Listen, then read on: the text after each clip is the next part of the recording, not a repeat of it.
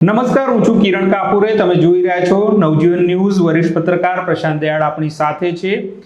ગુજરાત સરકારે ફોજદારી કેસમાં જ્યારે પણ આરોપી નિર્દોષ છૂટે તો હવે તેમાં પોલીસ અધિકારી અને સરકારી વકીલ આ બંને સામે તપાસ થશે. તેમની કોઈ ભૂલ કે બેદરકારી હશે તો તેમની સામે કાર્યવાહી થશે, આવા આદેશ કર્યા છે. આ પૂરો વિષય શું છે તે વિશે આપણે પ્રશાંતભાઈ સાથે વિગતે વાત કરીએ. પ્રશાંતભાઈ, આવું તો આદેશ, આ તપાસ કરવાનું આવું કેમ લાવવાની જરૂરિયાત પડી? પહેલાં તો એ બહુ અગત્યનો સવાલ છે કિરણ. સરકારે જે આદેશ કર્યો છે એમાં એવું છે કે પોલીસ પાસે જ્યારે ફરિયાદ આવે છે ત્યારે પોલીસ અમલદાર એ ફરિયાદ નોંધે છે, એટલે કે એફઆઈઆર થાય છે. પછી પોલીસ આરોપીને પકડે છે અને ચાર્જશીટ કરે છે. જે એનો સમયગાળો હોય છે એ પ્રમાણે એ ચાર્જશીટ થયા પછી જે ટ્રાયલ કોર્ટ છે ટ્રાયલ ચલાવે છે. અને ટ્રાયલ કોર્ટ જ્યારે ટ્રાયલ ચલાવે એમાં આરોપી છૂટી જશે. સરકારના જે નવો આદેશ છે, જો આરોપી છૂટી જશે તો પછી જે તપાસ કરનાર ઓફિસર છે, એટલે ઇન્વેસ્ટિગેટિંગ ઓફિસર છે, અને કેસ તો વકીલ લડે છે, સરકારી વકીલ સરકાર તરફથી. તો સરકારી વકીલ બંને સામે તપાસ થશે કે આ આરોપી કેમ છૂટી ગયો. આમાં પોલીસે જે કરેલી ચાર્જશીટ છે એમાં કોઈ ક્ષતિ હતી, સરકારી વકીલે જે રીતના સરકારનો પક્ષ મૂકવાનો હતો ને આરોપીને સજા કરાવવાની હતી એમાં ભૂલ હતી, અથવા ઈરાદાપૂર્વક કોઈ બેદરકારી દાખવવામાં આવી હતી, કે પછી આરોપીને ફાયદો થાય એ રીતના કેસ મૂકવામાં આવ્યો. તો આની તપાસ થશે. અને સરકારે એવું કીધું છે કે જો આરોપી છૂટી જાય તો પોલીસ અમલદાર અને સરકારી વકીલ બંને સામે કાર્યવાહી થશે. પણ આ ગૃહ વિભાગને અત્યારે સૂઝ્યું એનું કારણ શું છે? તારો આ જે બીજો પ્રશ્ન છે એના ઉપર સરકાર બહુ લાંબા સમયથી વિચાર કરી રહી હતી.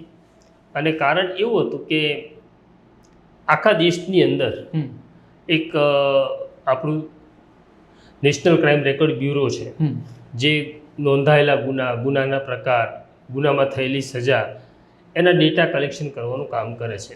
એના આંકડા પ્રમાણે આપણે ત્યાં જે એફઆઈઆર થાય છે અને આરોપીને સજા થાય છે એને કન્વિક્શન રેટ, એટલે કે સજા થવાનો દર કેટલો છે, બીજા રાજ્યની અંદર, એટલે રાજસ્થાન લઈએ, મહારાષ્ટ્ર લઈએ, હરિયાણા લઈએ, એ બધા રાજ્યોમાં સજા થવાનો જે દર છે એ લગભગ 80-90% દર છે.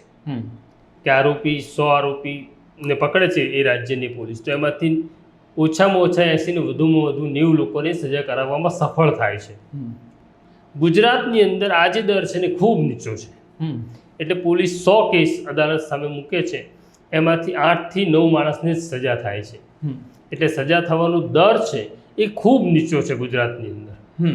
એ વિષય બહુ ગંભીર છે સરકાર માટે, અને ન્યાય ને તો પ્રશ્ન ઊભો થયો જ છે, અને કાયદો વ્યવસ્થાની સ્થિતિ માટે પણ આ દર ખૂબ નીચો કહેવાય. એટલે સરકારે આ નિર્ણય કર્યો છે કે કેમ આરોપી છૂટી જાય છે. પણ આમાં સરકારે જે ભૂમિકા જોઈ છે એ પોલીસ અધિકારી અને સરકારી વકીલની જ જોઈ છે, કારણ કે એ બંનેને જ પેલા સાણસામાં લીધા છે આ આખી તપાસમાં. એવું કેમ? હા, એટલે બહુ સ્વાભાવિક છે કે જવાબદારી તો તમારે નક્કી કરવાની હોય તો પોલીસ અધિકારીની, જે તપાસ કરનાર અમલદાર છે એની, કે પછી સરકારનો પક્ષ મૂકનાર સરકારી વકીલની જ જવાબદારી નક્કી થાય. કારણ કે છેલ્લે જવાબદાર તો એ લોકો જ છે. એટલે આમાં નીચેના કે ઉપરના અધિકારી કે મુખ્ય સરકારી વકીલ કે જુનિયર સરકારી વકીલ એવો પ્રશ્ન ઉપસ્થિત થતો નથી. કારણ કે જેની જવાબદારી છે એમની જવાબદારી ફિક્સ કરવામાં આવી છે. પણ આ એફઆઈઆર થાય છે, પછી એની ચાર્જશીટ થાય, પછી કોર્ટમાં કેસ ચાલે, એ બધી પ્રક્રિયા બહુ લાંબી છે. એમાં ક્યાંથી આ લોકોને એવું ફિક્સ થશે ને જવાબદાર ઠેરવવામાં આવશે? એ બહુ લાંબો સમયગાળો છે. એટલે આજે કોઈ પોલીસ ઓફિસરે કેસ નોંધ્યો, એની તપાસ શરૂ કરી, અને જ્યારે કોર્ટમાં ટ્રાયલ ચાલી ગઈ અને 5-7 વર્ષ નીકળી જશે. પણ જો છૂટી જાય છે તો આ પ્રશ્ન ઉપસ્થિત થાય. લાંબો ગાળો તો ચોક્કસ છે, જવાબદારી આજે નક્કી નહીં થાય, 5-7 વર્ષે આ જવાબદારી નક્કી થશે. પરંતુ સૌથી અગત્યનું એવો છે કે સરકારે આ જે નિર્ણય કર્યો છે કે જો ગુનેગાર છૂટી જશે તો પોલીસ અમલદાર અને સરકારી વકીલ જવાબદાર રહેશે. આ નિર્ણય ખરેખર કેટલો યોગ્ય છે? એટલે આમાં કોઈ કલમ કે કશું છે નહીં, આમના પર કાર્યવાહી થાય એ તો પછીની વાત. કેટલો યોગ્ય છે તો મેં બીજા રાજ્યોમાંના ક્રાઇમ રેટ, એની ગુનો નોંધવાની ટકાવારી, આ બધાની મેં તપાસ કરી તો એ ચિત્ર જુદું છે, જેની સરકારે સ્પષ્ટતા કરી નથી અથવા સરકારે આ કાયદો કે આ આદેશ આપતા પહેલાં એનો અભ્યાસ કર્યો નથી બીજા રાજ્યોનો. બીજા રાજ્યમાં કિરણ પદ્ધતિ એવી છે, આપણે ત્યાં મોટે ભાગે એવું છે કે એક વખત માણસે અરજી આપી અથવા કોઈ ઘટના ઘટી તો તમે એફઆઈઆર નોંધી લીધી અરજીના આધારે કે ઘટનાના આધારે, અને પછી તમે ચાર્જશીટ પણ કરી દો છો.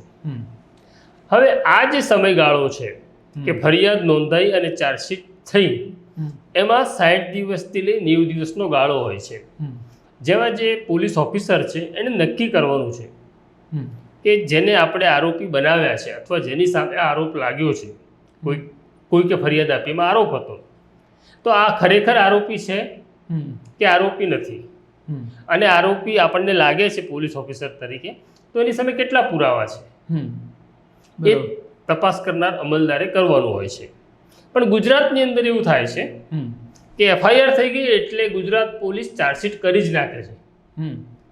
એક ઓપ્શન છે વચ્ચે કે જો પોલીસ અમલદારને એવું લાગે કે ખોટો આરોપી પકડાઈ ગયો છે અથવા ખોટું નામ ફરિયાદમાં આવી ગયું છે અથવા જેને પકડ્યો છે એની સામે કોઈ પુરાવા જ નથી, નિર્દોષ માણસ જેલમાં જઈ રહ્યો છે, તો પોલીસ પાસે એક સત્તા છે કે જિલ્લામાં એ એસપી કે પછી શહેરની અંદર એ સિનિયર ઓફિસર સામે પોતાનો કેસ મૂકીને ફાઇનલ ભરવાની મંજૂરી માગી શકે. અચ્છા, એવી એક જોગવાઈ કાયદામાં છે. એટલે કે સમરી રિપોર્ટ કે ગુનો બનતો નથી, આ મારી પાસે જે તથ્યો આવ્યા છે અને એના આધારે તમે કોર્ટમાં રિપોર્ટ કરો છો. પણ ગુજરાતની અંદર એવું થાય છે કે 100 ફરિયાદ થઈ એટલે 100 ચાર્જશીટ થઈ.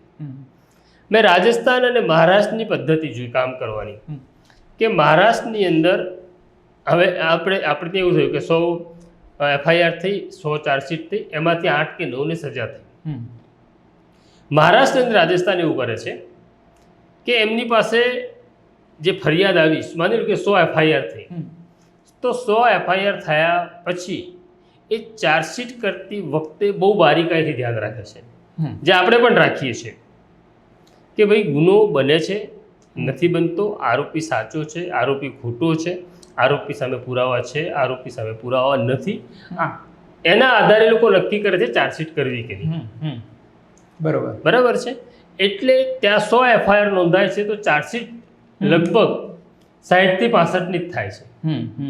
બાકીના 35-40% જે લોકોની ફરિયાદ હતી એમાં કોર્ટને જાણ કરે છે કે અમે ફરિયાદ તો નોંધી લીધી પણ અમારી પાસે પુરાવા નથી, આરોપી જેની સામે આરોપ લાગ્યો છે એ આરોપી નથી, એનું નામ ખોટું આવ્યું છે, એટલે એટલા લોકો જેલમાં જતા બચી જાય છે. હવે શું થાય છે કે જે 60 કે 65% ચાર્જશીટ થઈ 100માંથી, હવે એની તપાસ પાકી કરી છે, એમણે મજબૂતાઈથી કરી છે. જે ખોટા હતા એ નીકળી ગયા, સ્ક્રુટિનીમાં નીકળી ગયા. હવે 60-65% જે લોકો છે એની સામે ચાર્જશીટ એમણે કરી દીધી. જ્યારે ટ્રાયલ ચાલે છે ત્યારે એટલા મજબૂત પુરાવા, કેટલી સરસ ચાર્જશીટ હોય છે કે અદાલત ત્યાં સજા કરે છે રાજસ્થાનમાં કે મહારાષ્ટ્રમાં. એટલે એ 60 કે 65%માંથી 80 થી 90 ને સજા થઈ જાય છે. એટલે પેલો દર બહુ ઊંચો આવે, એટલે દર એમનો ઊંચો છે, કન્વિક્શન રેટ એટલે કે સજાનો દર ત્યાં બહુ ઊંચો આવી રહ્યો ને આપણો નીચે જઈ રહ્યો છે. એવી જ રીતના આપણે ત્યાં પણ એવું થાય છે કે આપણે ત્યાં એટ્રોસિટીની કોઈ પણ ફરિયાદ આપે, કાયદાની જોગવાઈ તો એવું કહે છે કે એટ્રોસિટીની ફરિયાદ આપે એટલે તમારે લઈ લેવાની. આપણે ત્યાં પણ લઈ લે છે, 100% એટ્રોસિટીની ફરિયાદ લઈ લે છે. બીજા રાજ્યો એવું કરે છે કે એટ્રોસિટીની ફરિયાદ લીધા પછી આ ફરિયાદ સાચી છે કે ખોટી, એના સંદર્ભમાં આપણી પાસે સીધા કે સહયોગી પુરાવા છે કે નહીં. ન હોય તો એ કોર્ટને જાણ કરે છે કે ભાઈ પુરાવા નથી અમારી પાસે, માટે અમે ચાર્જશીટ કરતા નથી. આપણી ત્યાં એવું છે કે આપણે એટ્રોસિટીના બધા જ કેસમાં ફરિયાદ પણ લઈએ છીએ ને બધા કેસમાં ચાર્જશીટ પણ કરીએ. કન્વિક્શન રેટ કેટલો છે તો 12 થી 14%. બહુ ઓછું. એટલે દલિત સમાજને એવું લાગે છે કે અમને યોગ્ય ન્યાય મળતો નથી. પણ પોલીસની જે ગુજરાત પોલીસની પદ્ધતિ છે ને એમાં ખામી છે. પોલીસ કેમ આવું કરે છે એવો પણ એક પ્રશ્ન એવો છે કે કેમ આવું કરે છે, પોલીસ આવું કેમ કરે છે? રાજસ્થાન અને મહારાષ્ટ્રની કે હરિયાણાની પોલીસ જુદી રીતના કામ કરે તો આપણે કેમ આવું કરીએ છીએ? અહીંયા પોલીસને એવું લાગે છે કે હું એવું કહીશ કે એક્સ કેસની અંદર આરોપી ખોટો છે, ખોટું નામ આવી ગયું છે કે આરોપી સામે પુરાવા નથી, એટલે એને ફાઇનલનો રિપોર્ટ તૈયાર કરવાનો, પોતાના એસપી પાસે મૂકવાનો, એસપીની મંજૂરીને લઈને કોર્ટમાં મૂકવાનો. હવે અહીંયા એ પોલીસ ઓફિસરને બીક એવી લાગે છે કે જો હું આવો રિપોર્ટ તૈયાર કરીશ અને મારી પર શંકા જશે તો કે મેં પૈસા લઈને આરોપીને મદદ કરી કે મેં પૈસા લીધા છે એવો આરોપ લાગશે તો એ ડરમાં ને ડરમાં એ બધા કેસમાં ચાર્જશીટ કરી દે છે. એટલે આપણે ત્યાં સજાનો દર બહુ નીચો આવે છે. પણ આ તમે આમાં જે સમરી ભરવાની વાત કરી એવું કોઈ સાહસ કરે છે આપણા ત્યાં કોઈ પોલીસ ઓફિસર કે સમરી ભરી હોય એમણે? નહીં, હું આવી તો અનેક ઘટનાઓ છે, બરાબર છે. હું એ અધિકારીઓના નામ સાથે પણ કહીશ. બહુ વર્ષો પહેલાં અમદાવાદમાં મણિનગર બેંકમાં, મણિનગરની HDFC બ્રાન્ચ છે, ત્યાં આગળ એવું થયું હતું કે કેટલાક લોકો લૂંટ કરવાના ઈરાદે મોટરસાઇકલ ઉપર ત્યાં આવ્યા. હજી એમણે લૂંટ કરી નહોતી. એ બેંકની બહાર ઊભા હતા, ત્યાંથી પોલીસ કર્મચારી પસાર થતો હતો. એને શંકા ગઈ કે આ આરોપીઓ છે અને કંઈક ગડબડ કરવાના છે. એટલે એને પૂછવા જાય છે કે તમે શું કરી રહ્યા છો. અને પેલો પોતાનું વેપન કાઢે છે ગુનેગાર અને પોલીસ પર ફાયર કરે છે ને એમાં પોલીસ કર્મચારીનું મોત થઈ જાય છે. અચ્છા. હવે આ તપાસ આગળ ચાલે છે. મણિનગર પોલીસ લાંબો સમય તપાસ કરે છે, આરોપી મળતો નથી. આ દરમિયાન અમદાવાદ ક્રાઇમ બ્રાન્ચને જાણકારી મળી છે. વર્ષો વીતી જાય છે, 4-5 વર્ષ પછીની વાત છે. એ ઉત્તર પ્રદેશ જાય છે ને એક આરોપીને પકડે છે અને એને અહીંયા લાવે છે અને એવું કહે છે કે આ જ આરોપી છે, આણે પોલીસને ગોળી મારી હતી 5 વર્ષ પહેલાં. ક્રાઇમ બ્રાન્ચમાં જોઈન્ટ પોલીસ કમિશનર તરીકે આશીષ ભાટિયા હતા. એને ઇન્ટ્રોગેટ કર્યો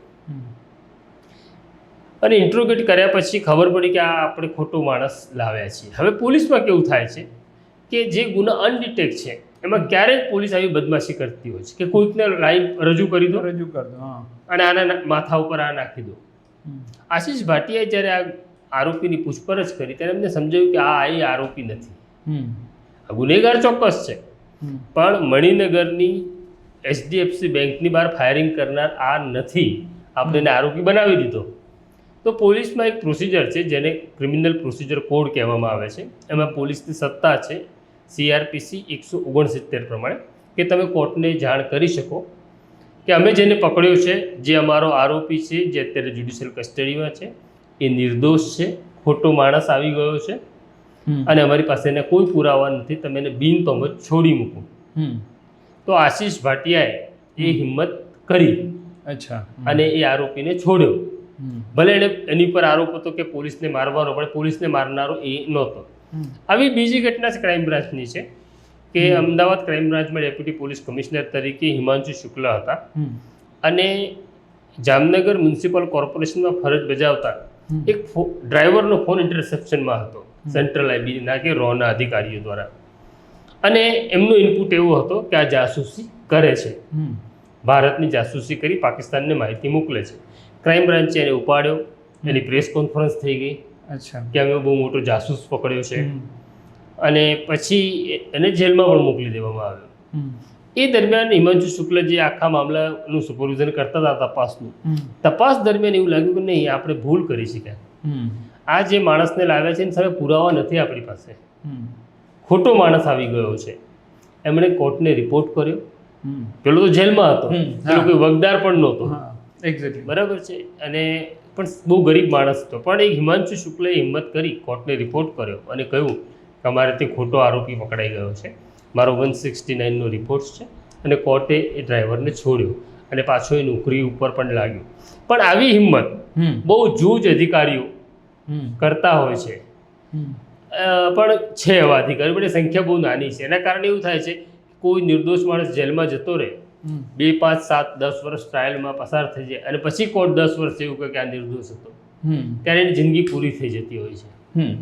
પણ હવે ખાલી એમાં બેઝિક એક સવાલ કે આ તપાસ સમિતિ નિવાસે એનું કોણ એનું આગેવાની કરશે, કેવી રીતના એની કાર્યવાહી, એવું કશું સ્પષ્ટ કર્યું છે? એ સ્પષ્ટતા કરી નથી, પણ આવું થશે એવું કીધું છે. પણ કિરણ, આમાં આખી વાતમાં મજા એ વાતની છે કે સરકારે કહી દીધું કે અમે કાર્યવાહી કરીશું, તપાસ કરીશું, પણ કયા પ્રોવિઝન હેઠળ? તમારે કોઈ પણ કાર્યવાહી કરવી હોય તો કાયદાની જોગવાઈ તો જોઈએ ને. તો અત્યારે તમે જે તપાસ કરશો ને એમાં કોઈ ગુનો બનતો નથી, આરોપી છૂટી જાય તો તમે શું કરશો? તો તમે માત્ર ખાતાકીય તપાસ કરી શકો અને ખાતાકીય પગલાં લઈ શકો. આનાથી વધારે કંઈ ન થઈ શકે. નથી.